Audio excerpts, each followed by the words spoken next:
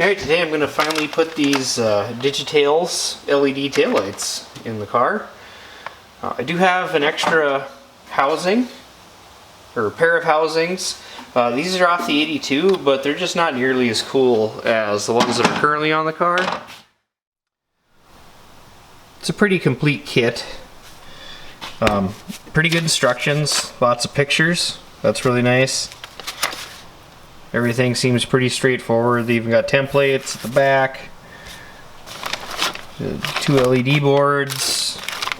Looks like all the parts are here.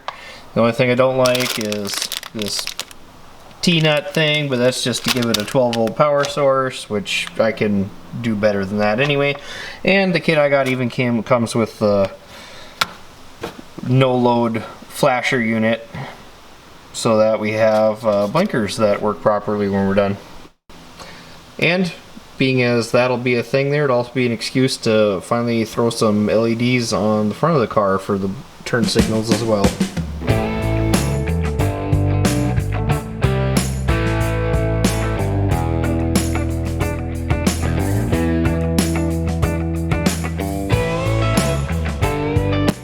So pulling these taillight panels, there's some screws up here. There's, looks like 4 that are for the taillight housing itself, and then there's a couple over here for the trim piece on the edge.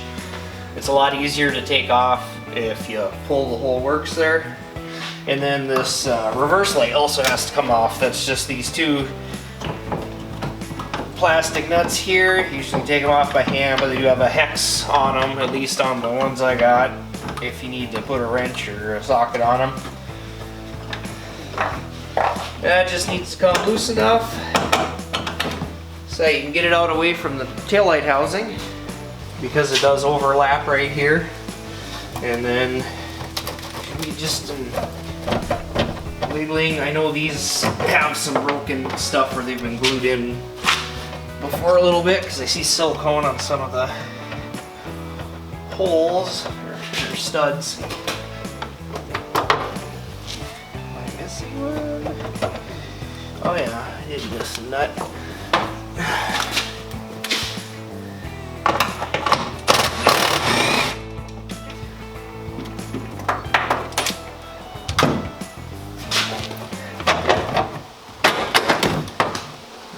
So they kind of latch together where it's got a hanging shelf there.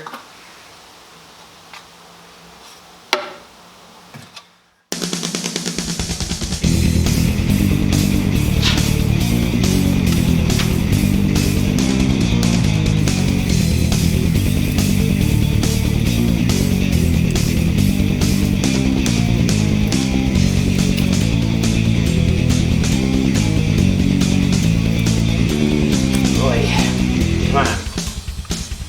Channel your kindergartner arts and crafts. Alright, the instructions show taping this up. I'm assuming just so you can mark on the tape, cut through the tape without damaging the housing or whatever. These are far from new. I'm not worried about it. So I'm just going to put them on and mark it with a Sharpie. Now, they don't have a perfect lineup, I suppose, because it's probably different year housings might have been slightly different over the years. I'm matching up the sides and bottoming it out on the bottom just to be consistent about it. And I'm just using a Sharpie and kind of tracing the outside edges, because then I know everything inside comes out. Now I've got my area marked. Already did the same thing with the driver's side. That's what we got to cut out. So the instructions talk about using a Dremel to cut this out. I don't have a small Dremel. Actually, if I had a tiny little mini one, air one anyway, like you got it work, that'd be nice. But I don't here, so the slot appears to be about 3/8 of an inch. It's pretty close, so I'm actually going to drill the ends. And then I've got this cutoff wheel. It's a little thicker than maybe I want it to be. We'll see how it goes. Otherwise, I always use my angle grinder cutoff wheel to make a nice straight line. But I'm just gonna try to drill the ends so that you have the start of my slot, and then I also have this small carbide burr that I can use to kind of clean out or even file once I have an opening.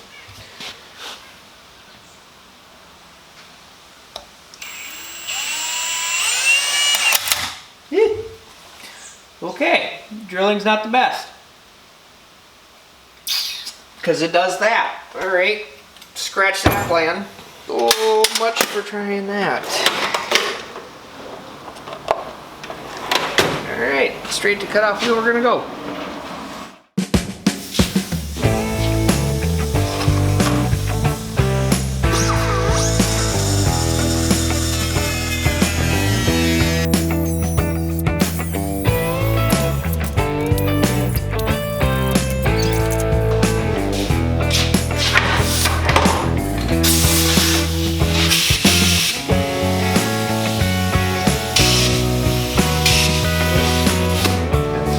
Stuck.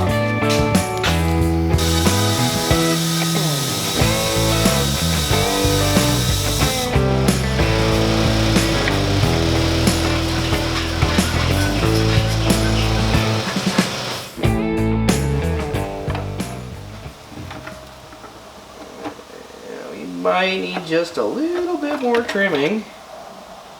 Ah, yep, I see what's going on. This one I might have got far enough. Oh, there it goes. Alright, so that one fits. This one I missed a little bit.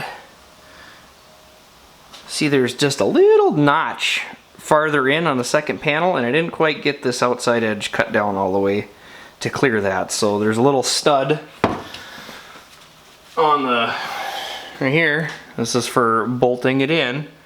That needs to clear. That's what the tight spot is that screw and folded over mounting stud. So just trim a little bit more off of this one and we'll be good to go. One of the cool features about this is you can have it set up to be sequential or non-sequential. Instructions say they all come preset for sequential. It's just a switch to go back and forth. I've had the idea, I've always liked the sequential taillights, especially when they started putting on brand new cars kind of stuff, so I'm good for that. It's pretty cool that these things are all nicely labeled. You know, it's got the years they fit and all that stuff on there. It's pretty awesome that somebody takes the time to actually do that.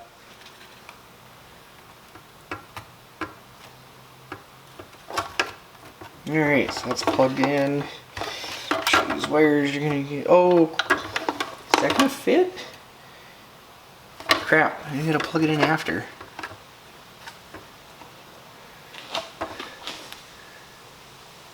I don't know, that shows it plugged in before. I don't know if that's gonna fit through there. Well, does it look like I'm making this more difficult for myself than it should be yet? Because it sure feels like it.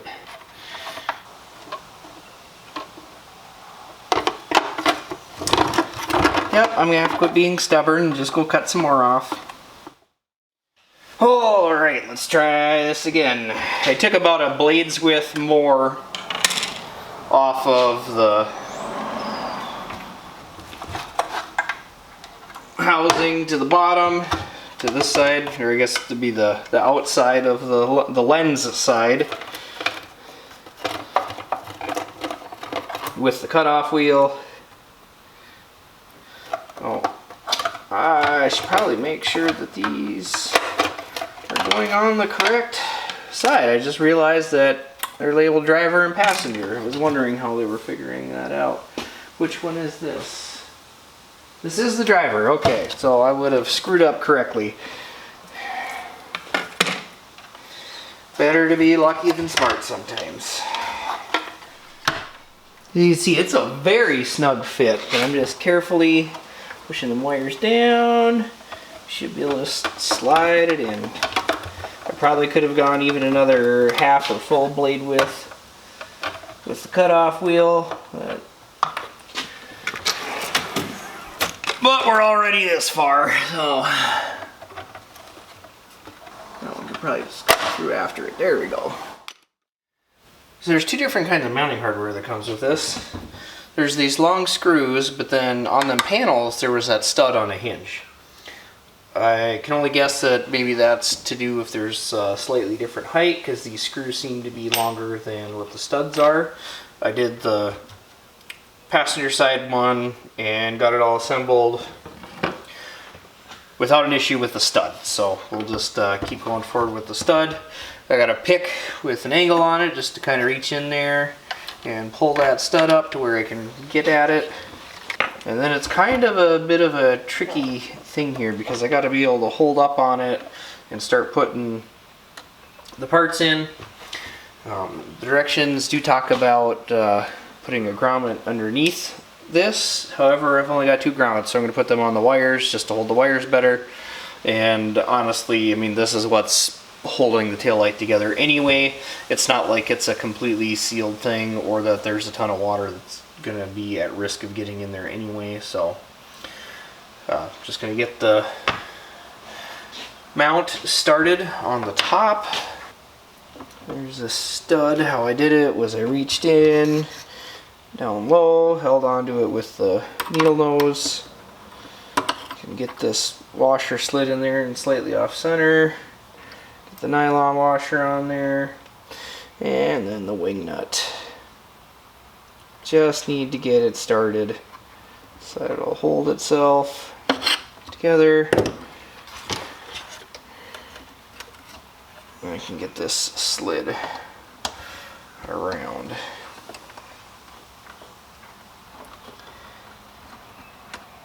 See, you don't want to over tighten these things, I'm sure, because the board is the only thing that's going to be pulling on.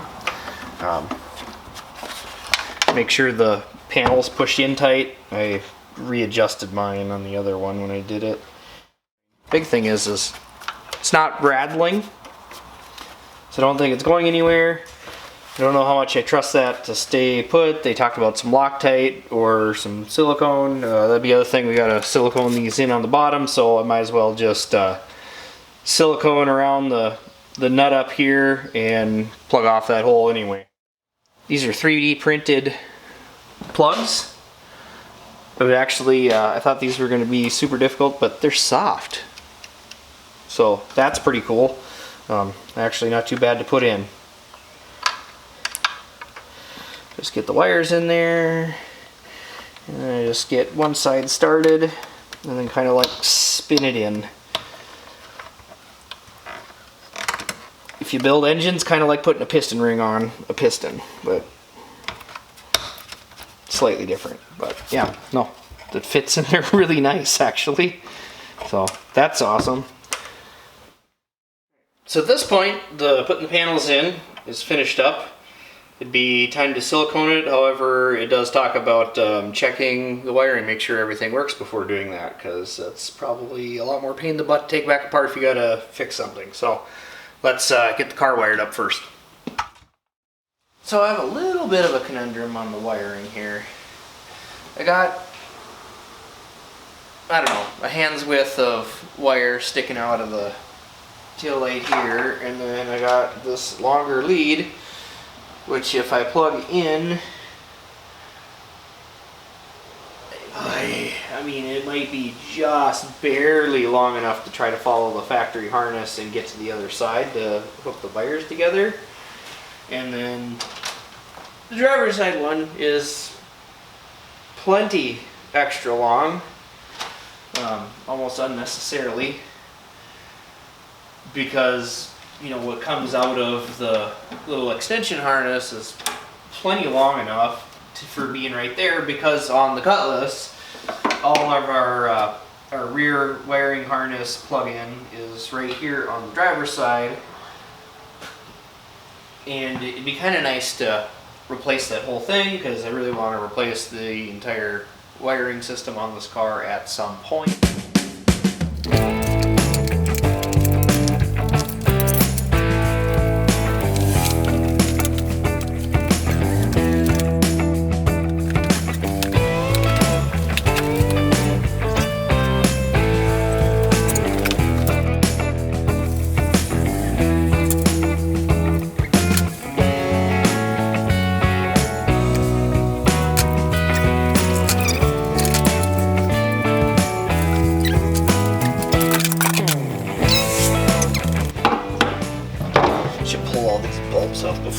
start smashing them all everywhere.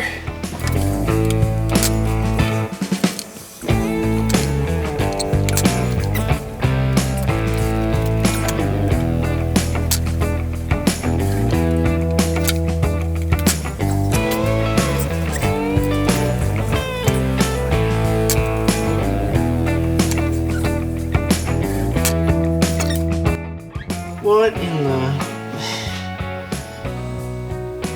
What on earth would somebody have tied into that? I don't know. It's just weird. Yeah. Make that go away.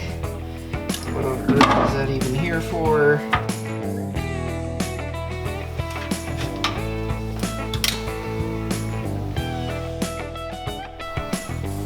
Alright, should be where we can test these things. Dang, those are bright. Sweet. Okay.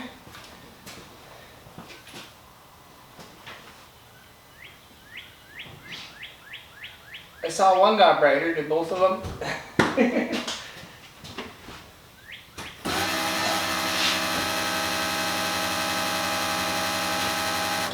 Well, it got brighter.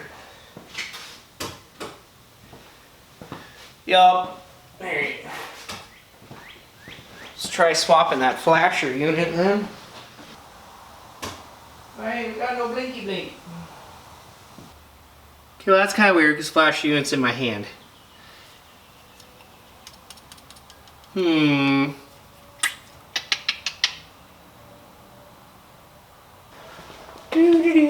Better figure that out. Oh, as long as I've had these G-bodies, I didn't realize it. But, so, on the fuse box, the flasher unit that goes right here, it's currently not in there, is the hazards only. Apparently, GM in their infinite wisdom decided that the turn signal one, instead of being there, needed to be up here under the center of the dash on this lead with a purple and blue wire. I had to look at a different YouTube video to figure that out. So yeah, put the different flasher unit in there, took this one out, and now the turn signals work. So I need to get a second flasher box so that the hazards work, if I were planning on using the hazards, which probably for safety I should. Alright, back on the bench. We're going to silicone these shut. Going to use the good stuff.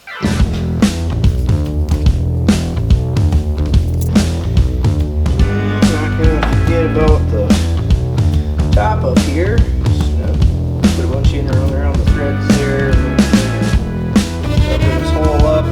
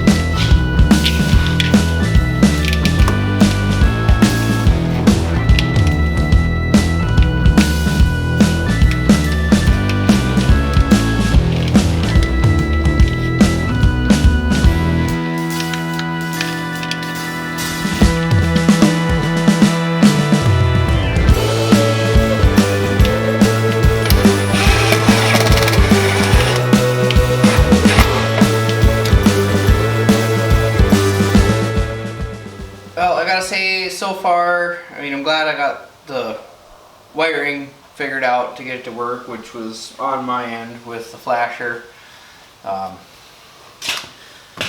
Their wiring is too short in my opinion.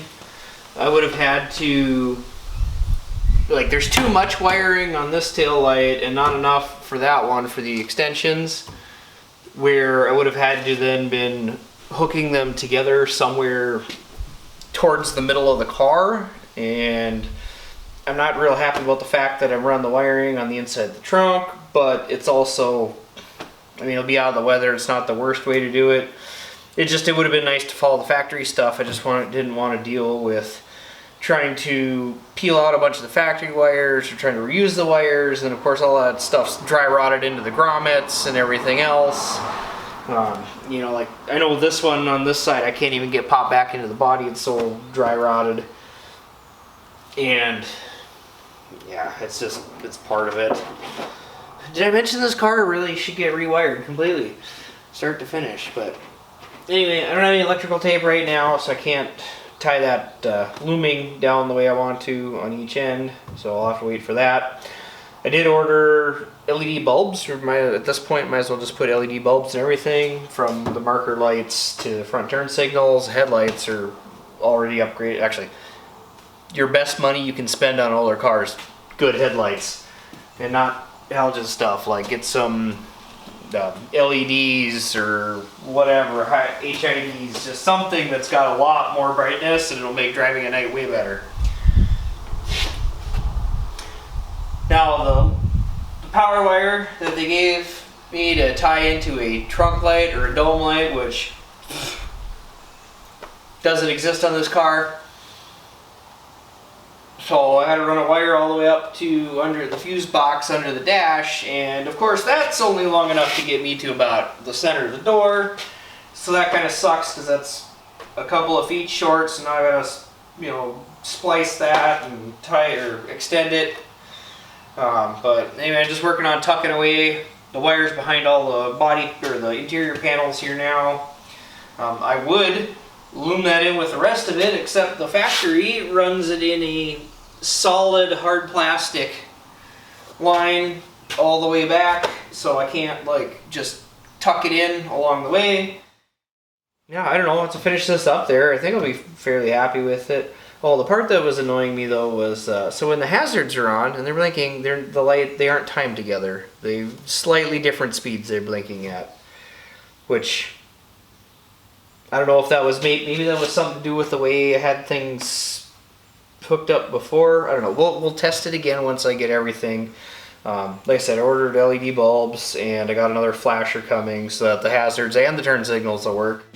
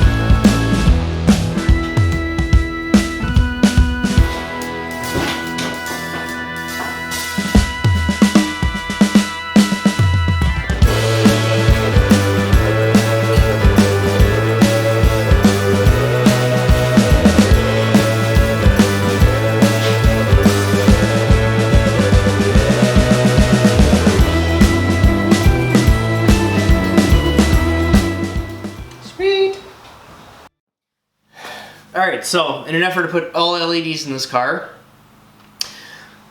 come to the front. Apparently this is a common problem when trying to put an LED marker blinker light into the front.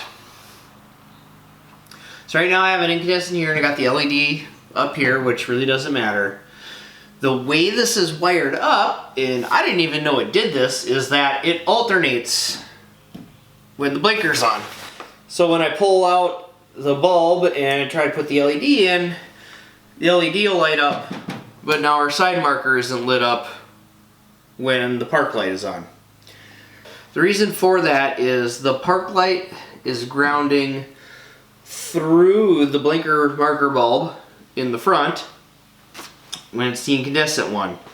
Because on this incandescent, the outside band is ground, and then it's got 2 power leads. Well, the first power lead is park light to turn it on, so it lights up all on its own. The second one is connected to the side marker light, which is then connected to the same brown power, and it goes through and it grounds both out. Weirdly enough, it's not enough ground, like it doesn't light up both bulb circuits. So I'm not sure what's going on inside of here that it grounds out and makes it work. But that's how it's functioning. Then when I put the LED in, this is not allowing that circuit to complete as it goes through. And then when I go to use the blinker, nothing happens. But if I remove the side marker light, now it's blinking.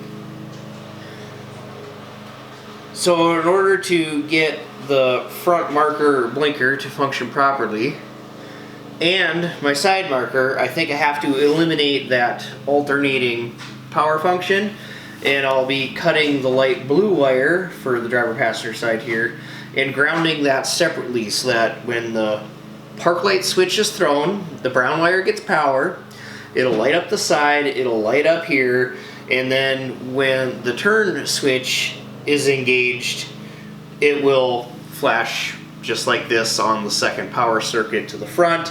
It just won't be alternating back and forth because the LED bulb is not capable of having both power and ground supplied to that one point and being able to backfeed the ground.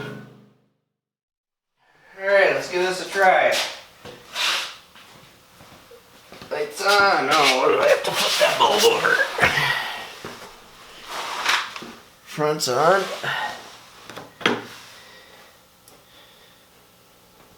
Yep, just had to flip the bulb over.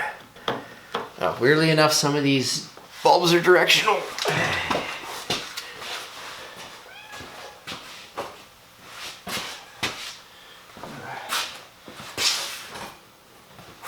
Alright, we got blinker there.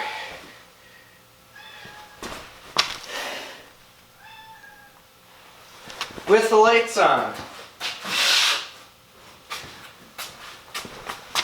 With the lights off, we still have a blinker. Alright.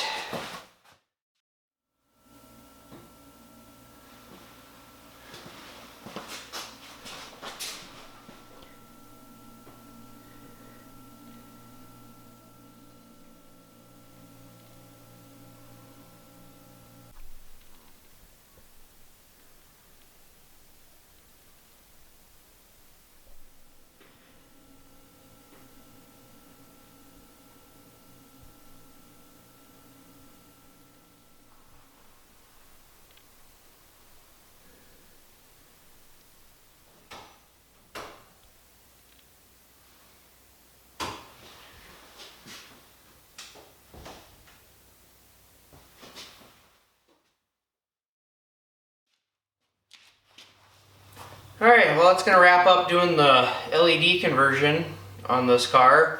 Like I said, I didn't even know that the alternating fronts was even a thing. Although now that I know that it is a thing, it would have been cool to keep that, and even if the backs did, that would be super sweet too.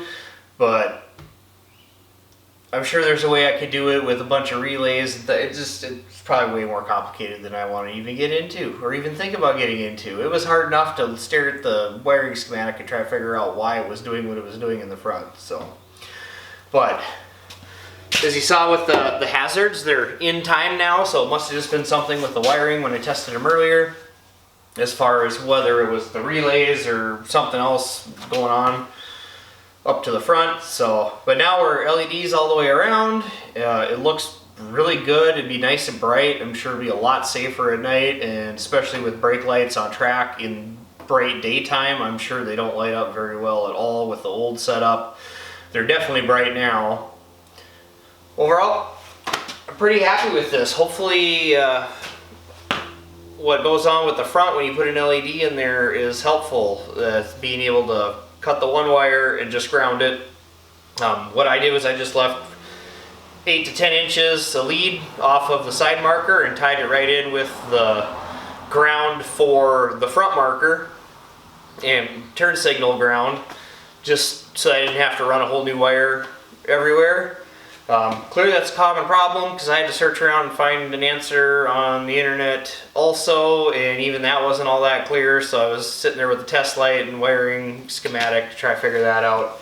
So if you're having that kind of an issue trying to convert your G-body, that's the fix.